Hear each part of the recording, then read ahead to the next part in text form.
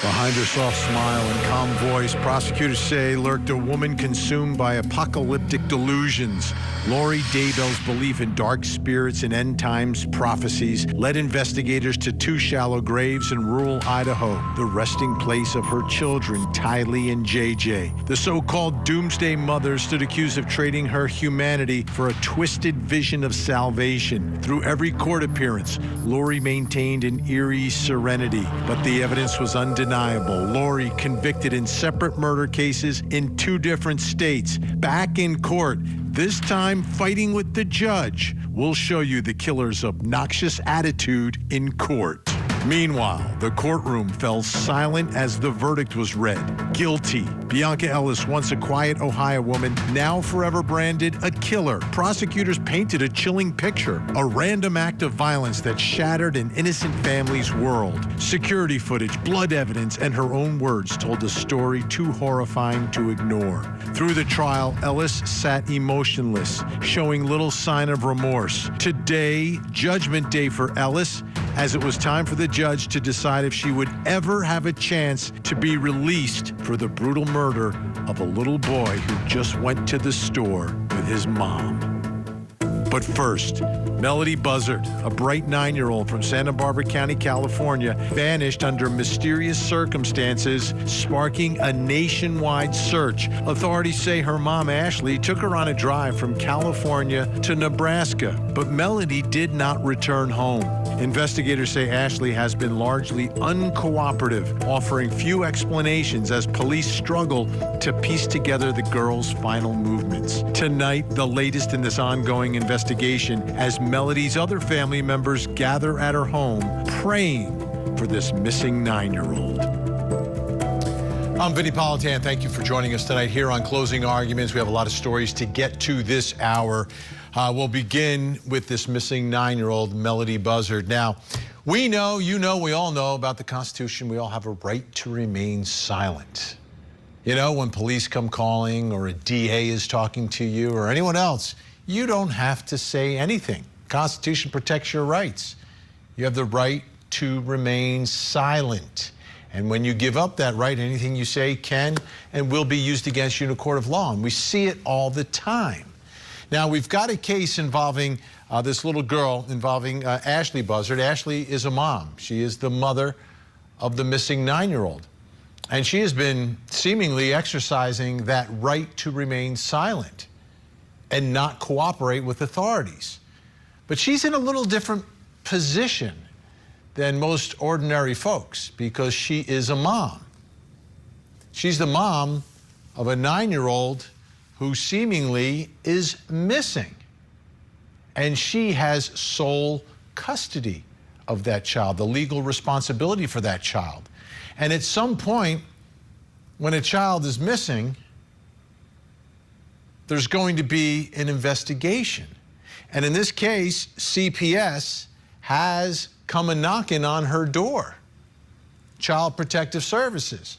So when Protective Services, an arm of the state, of the government, comes knocking because there may be an issue involving the safety and welfare of your child, well, all of a sudden, that right to remain silent, it still exists, but silence can be used against you if, in fact, you are asked to produce that child. If you are ordered to produce that child and you continue to remain silent, now all of a sudden it's a problem for you and could be a problem for Ashlee Buzzard, who seemingly is not cooperating with investigators or with CPS in trying to figure out where is Melodee? Where's your 9-year-old girl?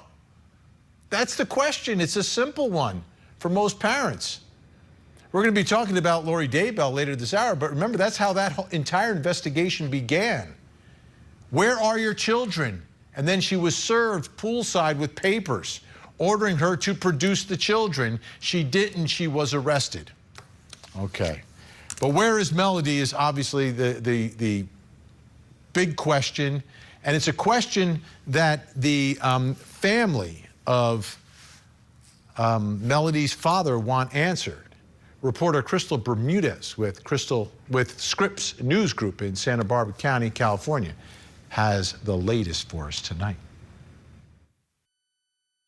We pray for Melody and her safety, Father God. We also pray for Ashlee. We lift her up, Father God, and we just ask that you continue to give us answers, Father God. Melody's father's side of the family organized the vigil, saying they refuse to give up hope. If she's listening, we love you. We're here for you. And we just want you to be happy and call me. While Melody's father died in a motorcycle crash when she was 6 months old, his mother tells me he's there in spirit. This is my baby boy.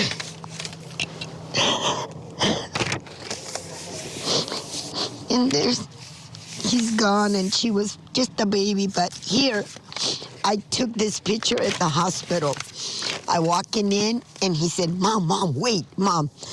I know your dad is watching you from heaven. I love you, baby. Family members say the weight of each day without answers is unbearable. I just can't stop thinking about this, and I hope something good comes out of this. People across the Lompoc community tell me they felt called to come out. Melody, we love you. We care about you. We want you to be safe. The Santa Barbara County District Attorney's Office confirmed with KSBY News it is consulting with the Sheriff's Office on this case, with authorities saying Melody's mother has been uncooperative with the investigation. I reached out to a local attorney for insight on options authorities could have. If that little girl doesn't turn up, they could file charges against the mother, and they could file child endangerment charges, felony child endangerment charges. Investigators say Melody's last known whereabouts were during a 3-day road trip to Nebraska with her mother between October 7th and October 10th. That included a stop in Kansas. If you were to take a direct route there and back, it would not necessarily include the state of Kansas, but the route on the way back did include the state of Kansas. When her mother returned, authorities say Melody was not with her. At this time, Melody's case remains a missing person investigation. Authorities are asking anyone who may have seen her, possibly wearing a wig with a gray hoodie between October 7th and October 10th during that interstate trip, to contact their tip line immediately. In Vandenberg Village, Crystal Bermudez, KSBY News. And right now I'm joined by Public Information Officer for the Santa Barbara County Sheriff's Office, Raquel Zick, who's been working around the clock, keeping up with the latest in this case. Raquel, thank you so much for joining us. I know everyone's knocking on your door. Everyone wants your time, so we do appreciate it. I'm interested here, right? So Court TV, people are watching us from coast to coast around the country. And I'm wondering which states, which cities should we be really reaching out to here, where Melody could potentially be and where Ashlee potentially drove through or stopped with Melody on that 3-day trip? So we're generally focusing on, it's a pretty direct route from Lompoc all the way out to Nebraska, but we are making a point to emphasize that on the return trip that she did take what appears to be a bit of a detour down into Kansas and then back up along the regular route to return home. We don't know where along that route Melody was or is, and that's really our area of focus. So we have 3 days that are our investigative time span, and then for the distance, it is from Lompoc all the way out to Nebraska, down into Kansas and back. Okay, and the dates, the 7th to the 10th, right? The 7th to the 10th, although I'm thinking if this little girl is still alive, I mean, she could be in one of these areas tonight. So people should not just look back in time, but also pay attention and look for Melody. Exactly. That's what we're hoping, is that somebody's going to see this and recognize this young girl. Maybe they will have recognized, a young girl wearing a wig. Maybe that looks like she's trying to shield her appearance or trying to go unnoticed or be unnoticeable or unrecognizable. That's going to probably stand out in somebody's mind when they see a 9-year-old girl kind of behaving in that way. So we're hoping that really stands out to people. Kind of looking back to that 3-day period also, people may have, seen the mother-daughter duo as in an out-of-state area with a California plate. That could have stood out in somebody's mind as well. And so piecing together not just that time span, but where Melody is now is what the Sheriff's Department is working on. Right. FBI is also involved, but are other local law enforcement agencies involved in as well? People along that route from Lompoc, California, Santa Barbara County, out to Nebraska, down to Kansas and back? Absolutely. We reached out to the FBI for exactly that reason, because they do have field and area offices, and all of those law enforcement agencies are in contact. So, leveraging our partners at the FBI for that assistance is a step that we took late last week to try to more effectively track down Melody. Now, we've covered cases like this before, where parents are not cooperating, not saying anything about their children, and their children are seemingly missing. Is CPS in the loop on that? Are there any judicial orders that have been served on Ashlee Buzzard to present and produce Melody? So while I can share that we are working, this is a coordinated effort with our county partners at Child Welfare Services, because this is an action that involves a child. Child Welfare Services is not able to release exactly what it is that they're working on. Child's rights are shielded. Understand that as well. Yeah. What is the last known proof of her being somewhere? Is it this image that we have at the rental car agency that we've been showing everybody? Yeah, the last verifiable sighting that we have of Melody is this photo at the rental car location, and it is unfortunately not a very clear picture of what she looks like, which is adding to the challenge. The last really good high quality photo that we have of Melody is 2 years old. And then the most recent photo that we have of Melody, her appearance is altered. So it's really difficult to pinpoint exactly what she looks like. And we recognize that we're asking the public to look for a child that is going to be hard to pick out. Raquel Zick from the Santa Barbara County Sheriff's Office, thank you so much. And please, if there's any other information you want us to put out, please let us know and we will do that. Absolutely. Thank you for sharing this. All right. Let's bring in our think tank. Joining us tonight, criminal defense attorney, former prosecutor Al Wunsch III, criminal defense attorney Darnell Crossland, and family law attorney Jennifer Brandt. Jennifer, I want to start with you because of something that was said here by Raquel, talking about child welfare services and a lot of that stuff, family court stuff, children, it doesn't become public. But what are your thoughts here? Do you think that they are working with a judge perhaps to give an order on Ashlee Buzzard to produce Melody? Child welfare is on this case. We've seen them knocking on the door at the house. 100%, Vinny. They should be out there if they're not, and they should be out there requiring the mother to produce this child. But, where were they before? That's my question, because it was about a year that people, didn't see the relatives, didn't see her. Mom had her shielded. No one else seems to have contact with this child. I mean, we have a picture from 2 years ago, which is the last sort of picture other than this rental car video that we have. So, no one sort of knew where this child was. The mother was acting strangely. It's just unbelievable. Children like this, they just sort of slip through the cracks. Now Child Protective Services is on it, but it may be too late. Mom's already been driving through numerous states with this child, so there's a real concern here. We need to act fast and find out what happened to her. Al? It's a horrendous situation. And you sit there and you say to yourself that if my child is missing, there is not enough people I could talk to. There's not enough news agencies I could go on to. There's not enough places that I could spread the word that my child is missing. And she is taking the position that she wants not to talk.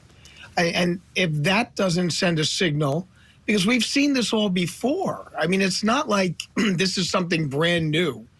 It is almost a script of a person who is involved with the horrendous end that is predictable in this circumstance. And this is very, very sad. This child is basically, and as what Jennifer, had alluded to, she's a lost cog in a system where she's been disappeared. She's not around, and no one is springing to her action. No one is trying to figure out where this child is.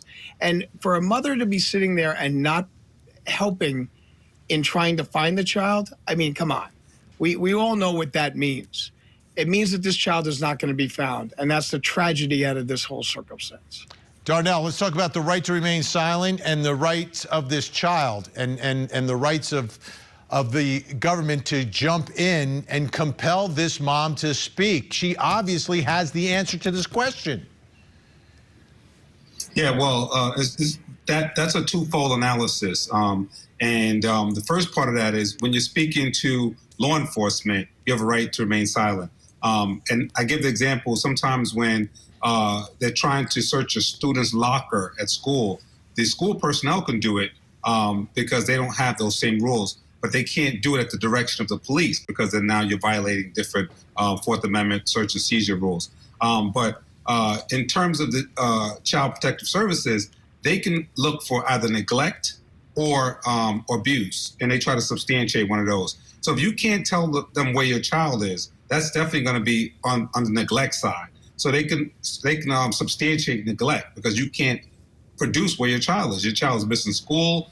You can't show that they're being fed, clothed, because you don't even know where they are. So that's definitely going to be a neglect, and they can force certain things. Although she has never prosecuted a case in her life, I'm going to have to agree with Jennifer that CPS comes in a little bit too late a lot of times, and we need to start being more preventive of these things and not just coming and playing Monday morning quarterback. Not bad, Jennifer. Good answer. What's interesting is that just the fact that there are no pictures of this child. Like, go on my phone. My children are like grown up and I still have pictures. And wait until you see the pictures of my granddaughter. I mean, there are just dozens and dozens and dozens each day, each month. There's not a picture of this child for a year. This is the best we can do other than a surveillance video screen grab of her in disguise that is like 2 years after that other photo.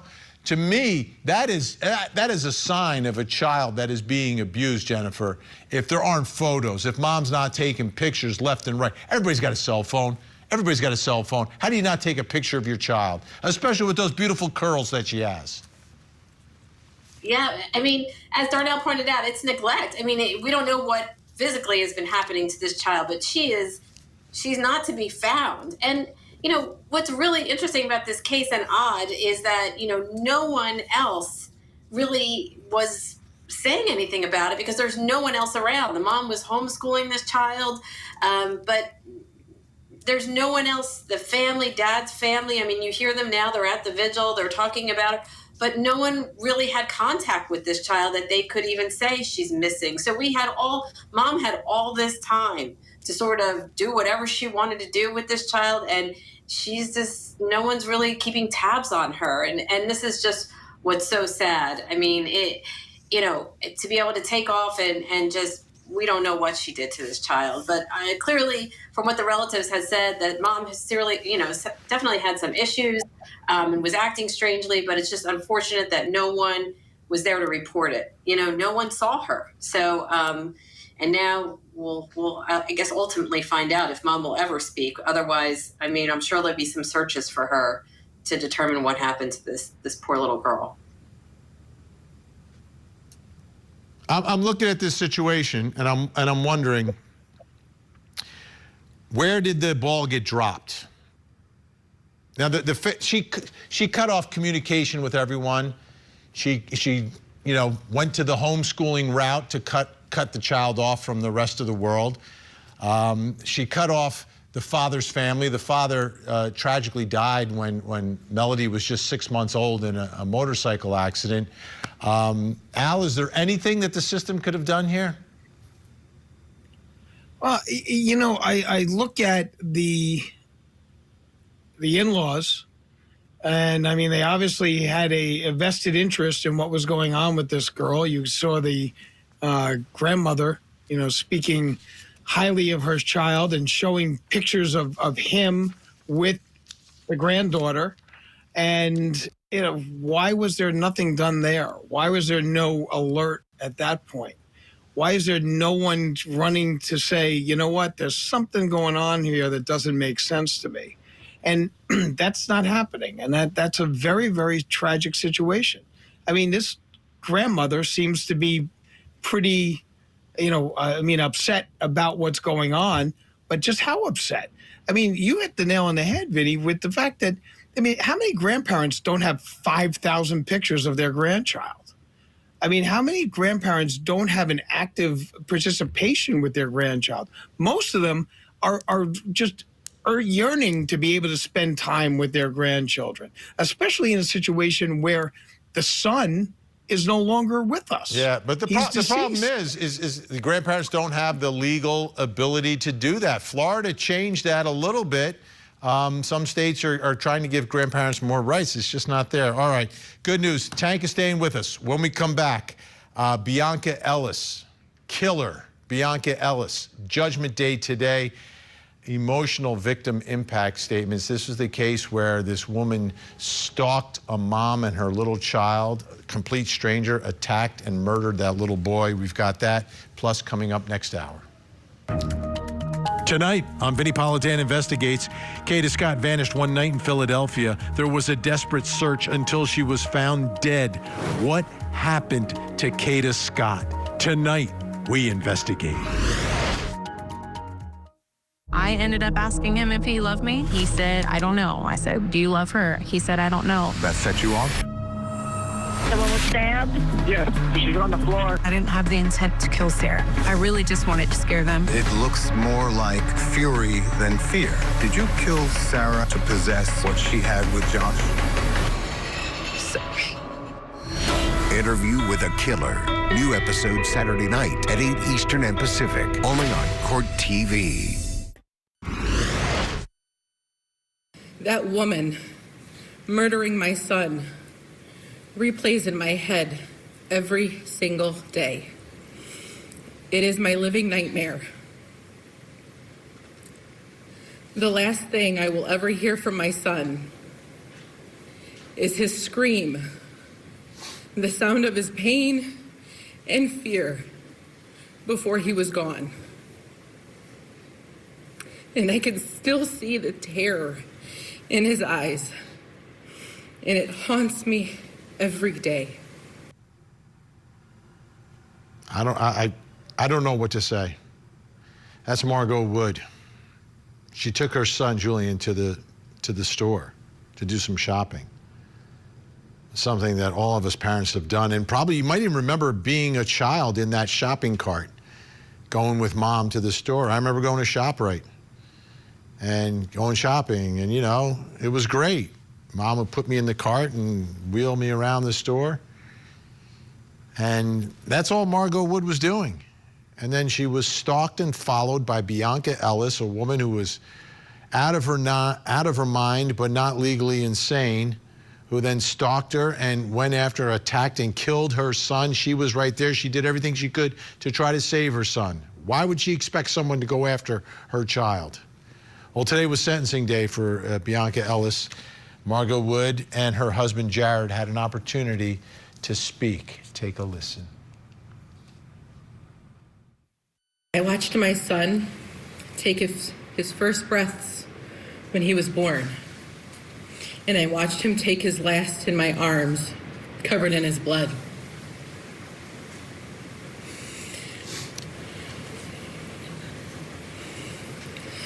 A mother should never have to bury their child. A mother is supposed to go first, not her children.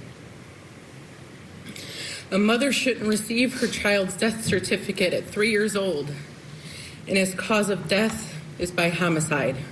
I hate you with every fiber of my being. Because of you, I live in constant fear. I hate that I'm here and my son is gone.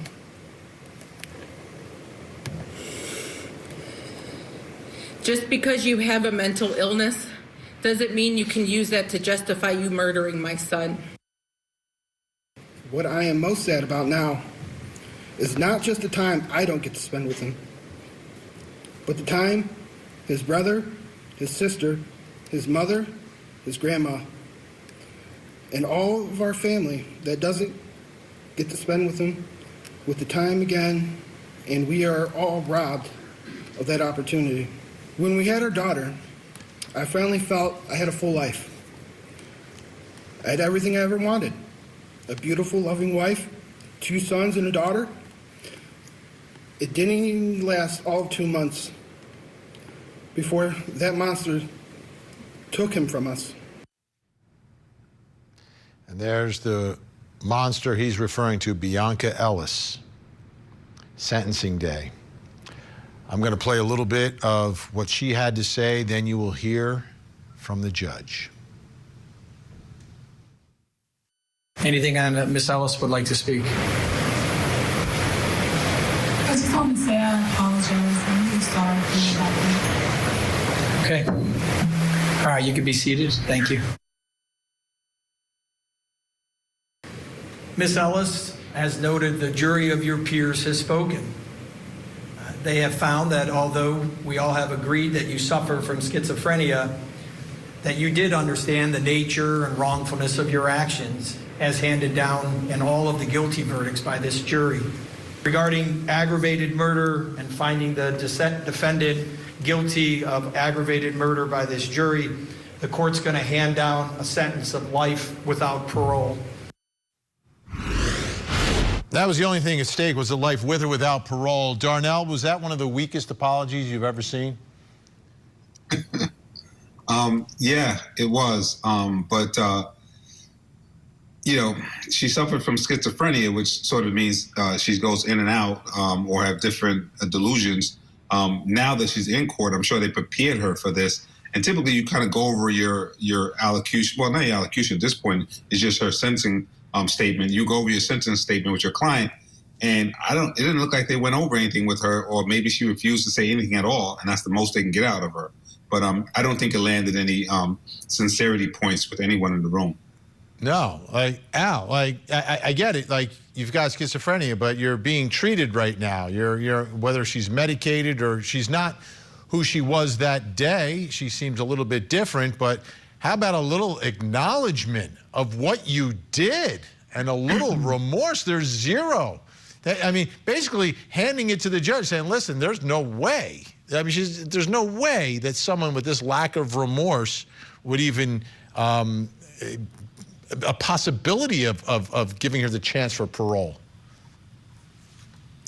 Well, I mean, I agree with you. It was a horrific, lackluster statement under the circumstances. But I mean, and on the other end of the food chain, what can you say under these circumstances? You've done the most heinous act humanly possible, taking a child's life in front of the child's mother.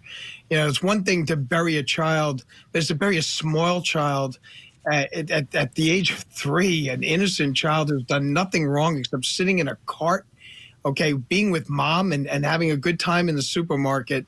And that is just horrific. What do you say? I mean, you know, like part of this whole thing with her was her act about that she was, you know, mentally unstable and this, that, the other thing. Maybe they're going to use that statement at the end of this trial to demonstrate on appeal that she's not fully comprehending what was going on. She didn't fully understand the seriousness of the charges against her, or that the actions that she's done is not comprehensible to her. So maybe that statement is a perfect lead-in to an appeal on the sentencing. But candidly, what can you say?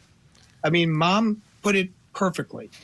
That her statement was so heartbreaking that, you know, at that stage of the game, I don't even know if I'd want my client to say anything. You cannot counter that horrific experience of that mother. You can't counter that. Benny, when you look at the tape, not saying that you should jump in and get yourself stabbed up, but it looked like she was wheeling that knife around, and there was a guy right behind. I mean, sometimes you want to tap somebody or say something or, you know, do something that just we're so desensitized. Are we not looking at around us anymore? I mean, this lady's, 10 tons of fun with a knife just wheeling her hand and people just walking by. Like, what's happening? But you know what? That whole thing has been discussed and everything within this movie. And I mean that you're right. I mean, we are desensitized to this, and this is unbelievable.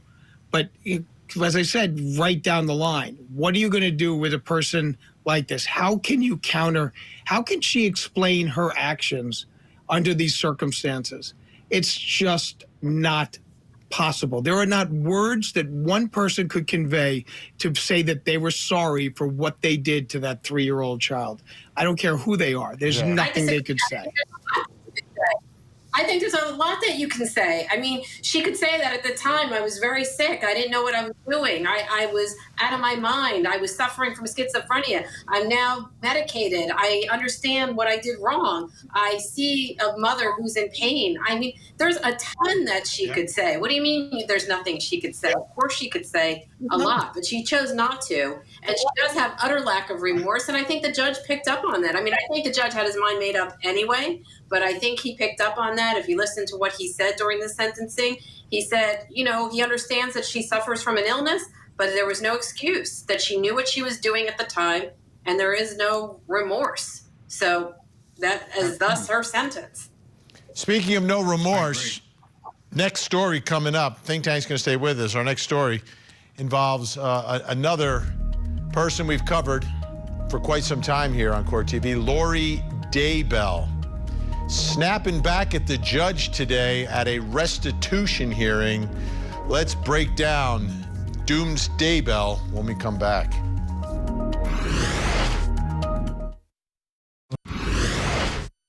Any drugs, alcohol, or medication in the last 24 hours that would affect your ability to make this decision? Have I been on any drugs, Your Honor? Is that what you're asking? No, I'm asking, have you had any drugs, alcohol, or medication that would affect your ability to understand or make this decision today? Is Your Honor aware that I am in prison? I have no access to any of those things. So no, the answer is no, I have not. Thank you for answering the question. Yes, she is a mass murderer with attitude. That's who she is, Lori Daybell, in court. Oh, that's right. Yeah, there aren't any drugs in jail. Okay. By the way, that's like standard language for any knowing waiver of any right. And of course, Lori. And it's just so revealing about who she really is. If you had any doubts after all these trials, if you had any doubts about these, if at any point you felt just a little bit of sympathy towards her, you watch this and it all goes out the door. Let's take a listen to a little bit more. And she's in court because she's got to pay restitution in the cases. And this is the case. She's locked up in Idaho, but this is the Arizona case for the murder of Charles Vallow. So she owes some money to the victims in the case. Take a listen. Based on how my trials were conducted, since experience tells me that regardless of what I say or what anybody else says, you're going to order it, I am willing to stipulate today. It is my understanding that I have already been ordered by this court to pay over $534,000 in fees, in fines, surcharges, and court fees. So you can add Ms. Woodcock's total of $12,096.97 of restitution to my tab.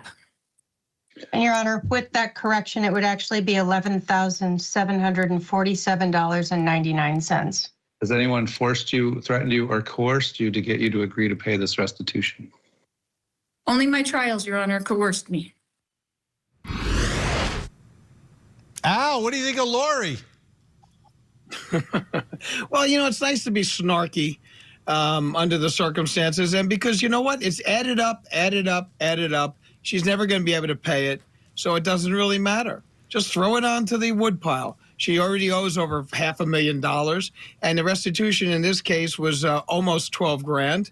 It was for expenses that were that the family was led to have to deal with on the death of her husband. And you know what?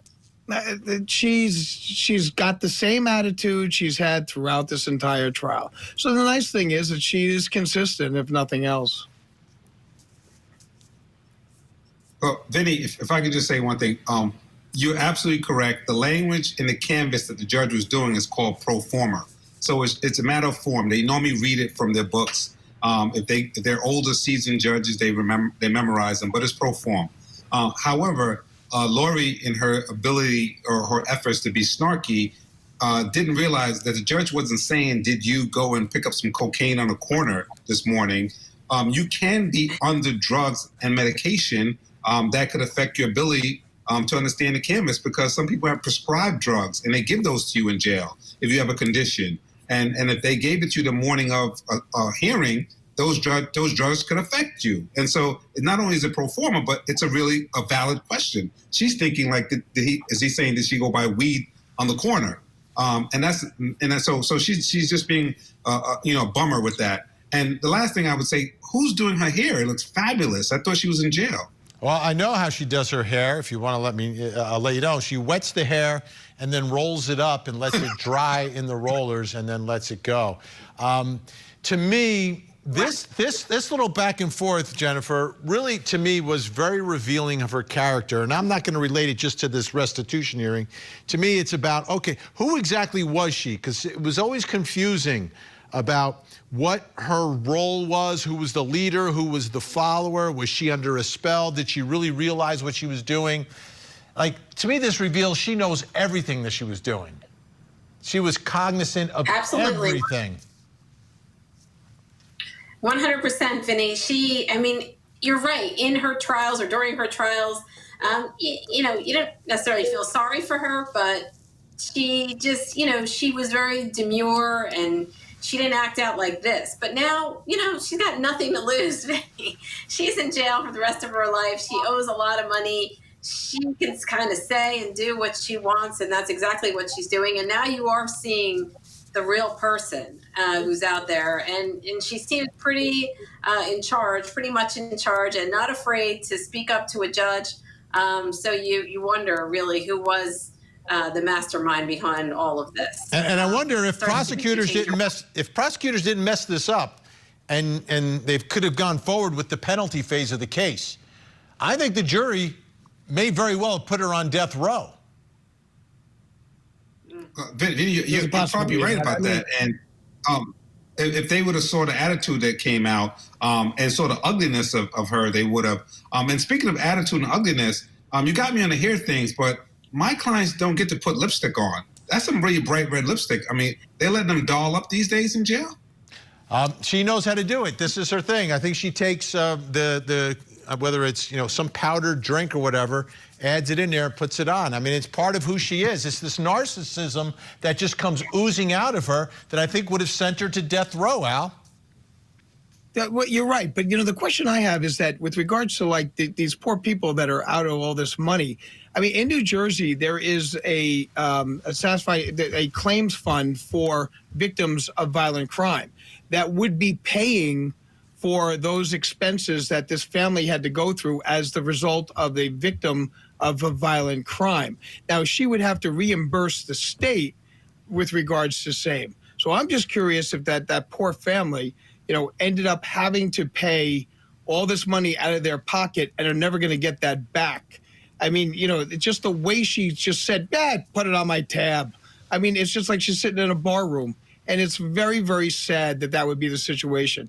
As I told you before, in New Jersey, there would be a fund that would have paid all of that. And I hope that's the situation in this case. Yeah, I don't know if they had to pay the Woodcocks or not, but I do know that ultimately this whole thing had a lot to do with money. And in the case in Arizona, Jennifer, because it was the murder of Charles Vallow. She thought she was getting the insurance. She was so angry when it was Kay Woodcock who ended up getting the money because Charles believed that she would take care of the kids. She killed the kids, but that's what the money was ultimately supposed to be for. Right, and it must infuriate her even more now that she has to pay restitution to the very person who she probably believes stole the insurance money that she thought she was getting. So, yeah, I mean, that's karma, you know, Vinny. So, yeah, but I think we can all see that she is not the victim here by any stretch of the imagination. No, not at all. Big thanks, Al Wunsch, Darnell Crossland, Jennifer Brandt. Always great to have you. When we come back, I'm going to reveal something else you need to know tonight. Plus, coming up next hour. Tonight on Vinnie Politan Investigates, a missing woman, a desperate search, and a trail that led detectives to heartbreak. What happened to Kata Scott, and why was her suspected killer not in custody? Tonight, we investigate. Join Court TV's Vinnie Politan with the latest and breaking true crime stories. Now, let's look at the other side of all of that. Vinnie Politan Investigates, tonight, 9/8 Central, only on Court TV. An Amber Alert triggered by a deadly shooting and 2 girls taken by their father. But did Dustin Durin shoot the mother of his children in self-defense? The Amber Alert murder trial. Live coverage weekday mornings 8, 7 Central on Court TV.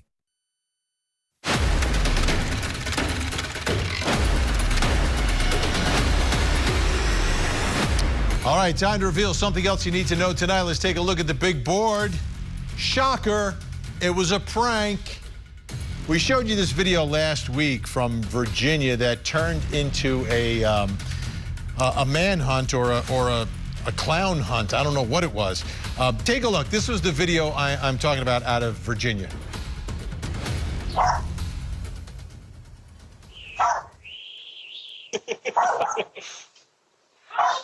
Your worst nightmare.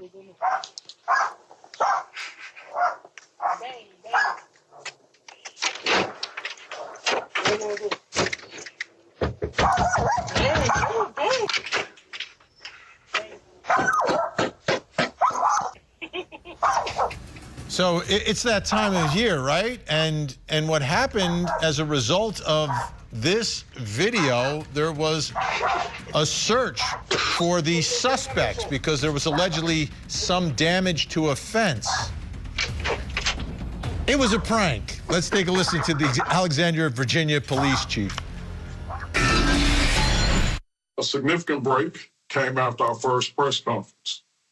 We received multiple tips that created valuable leads. Following those leads, investigators discovered that the 3 masked individuals were related to the victim. An adult female suspect later confessed that her and her 2 sons and her nephew, early in their teens, were responsible for approaching the home. In addition, there were 2 adults and a child in the immediate area filming or standing by for the conclusion of this event. In total, there were 3 adults and 4 children involved. What we now know was a prank. I want to specify the victim had no knowledge of this event. Because the family has chosen not to press charges, the suspects will not be publicly identified. I guess no one expected the prank to go to that level, but at least we got to the bottom of it.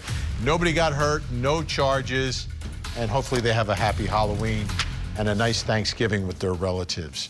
All right, take a look at this photo. This is a missing child who needs your help. It's Elena Church. Elena is just 14 years old, missing out of White House, Tennessee. Here's what you can do. Pick up the phone, make a call. You can call 911, 1-800-THE-LOST, or you can call the White House Police Department in Tennessee. That number's on your screen right now. Let's see if we can get Elena to a safe place tonight. Don't go anywhere. We have another hour of live true crime. Vinnie Politan Investigates is next. In the meantime, please don't forget to hug the kids.